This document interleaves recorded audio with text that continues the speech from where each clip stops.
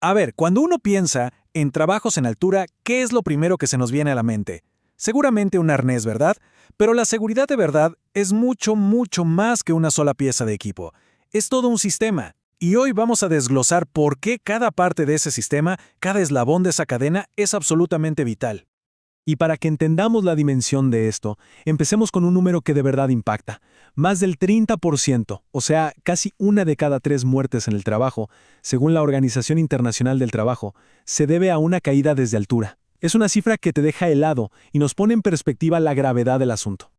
Y aquí viene la pregunta clave de nuestro análisis, porque sí, el arnés puede detener la caída, excelente, pero justo en ese instante, en ese preciso momento, empieza otra carrera, una carrera contra un peligro silencioso, uno que muy a menudo se pasa por alto. Entonces, ¿por dónde empezamos a construir un sistema de seguridad que de verdad funcione? Pues por el principio, lógicamente, por la prevención, porque la mejor caída es la que simplemente no sucede. Y para lograr eso, todo se reduce a dos pilares, las normas claras y los equipos adecuados. La base de todo esto es la ley. En Perú, por ejemplo, la normativa es muy clara. El empleador tiene que ser proactivo. No se trata solo de entregar un arnés y ya, no. Se trata de ir a la raíz del problema, de eliminar los riesgos desde el origen, de capacitar a fondo a la gente y de crear políticas de protección que nos cuiden a todos, tanto en lo individual como en equipo. Ahora, el equipo. Es nuestra herramienta de vida, pero solo sirve si está al 100%. Por eso, la normativa exige un doble chequeo. Primero, está la responsabilidad de cada trabajador, todos los días, de darle una mirada a su equipo, una revisión visual.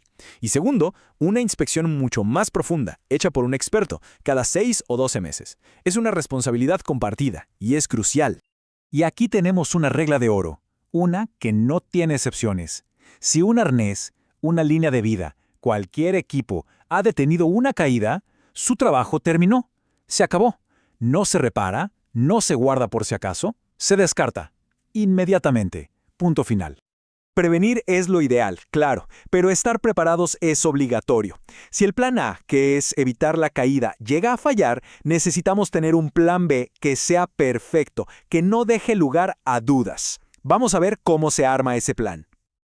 Y ojo aquí, porque hay una diferencia que es clave entender. Una cosa es el plan de emergencia, que es, digamos, el gran libro de cocina de la seguridad de la empresa, la estrategia general. Y otra cosa son los planes de contingencia, que son las recetas específicas para cada problema. ¿Se entiende? Hay una receta para un incendio, otra para un sismo y, por supuesto, una receta detalladísima para un rescate en altura. Este ejemplo de Minera La Zanja lo deja clarísimo. Una operación tan grande no se prepara para una emergencia, se prepara para todos los escenarios posibles.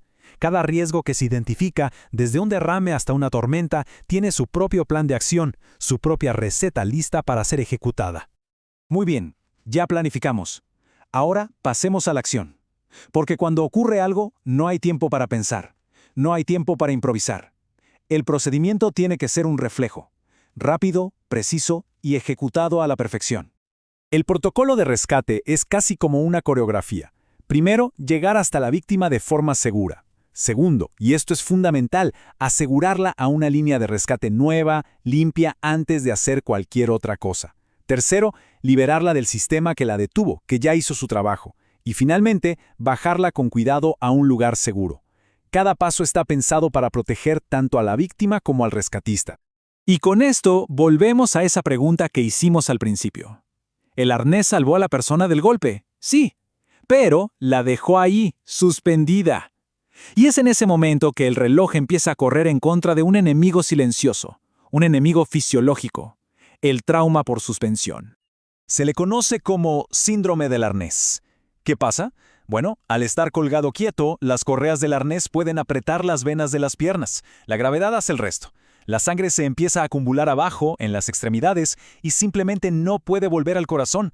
Y si no vuelve al corazón, no llega oxígeno ni al cerebro ni a los otros órganos. Y ahí es cuando el cuerpo empieza a fallar en cadena. La sangre estancada se vuelve tóxica, se llena de potasio porque a los tejidos les falta oxígeno. El verdadero peligro viene cuando se rescata a la persona y se la pone horizontal. Toda esa sangre tóxica vuelve de golpe al sistema y puede provocar un paro cardíaco o un daño masivo a los riñones. Por eso, cada segundo en un rescate cuenta. Es una carrera contra el tiempo. Y esto es algo que hay que grabarse a fuego. Se han visto casos fatales de trauma por suspensión en pozos de apenas 8 metros. La altura de la que se cae no importa para este síndrome. Lo que importa, lo que mata, es el tiempo que se pasa suspendido e inmóvil. Y así llegamos al final de este recorrido. Y si hay una idea con la que debemos quedarnos es esta. La seguridad no es una cosa que se compra, es un proceso que se construye. El arnés es solo una pieza del rompecabezas. La seguridad real es la suma de todo. Es la ley que nos da un marco, es la inspección rigurosa del equipo, es tener un plan de emergencia que se anticipa a lo peor y es un protocolo de rescate que conoce los peligros ocultos. Todo, absolutamente todo, está conectado. Y con eso cerramos. La pregunta final no es si se tiene un arnés o no. La verdadera pregunta es, ¿qué tan fuerte es cada uno de los eslabones de esa cadena de seguridad? La prevención, la planificación, la ejecución, el conocimiento, porque al final del día una cadena siempre será tan fuerte como su eslabón más débil.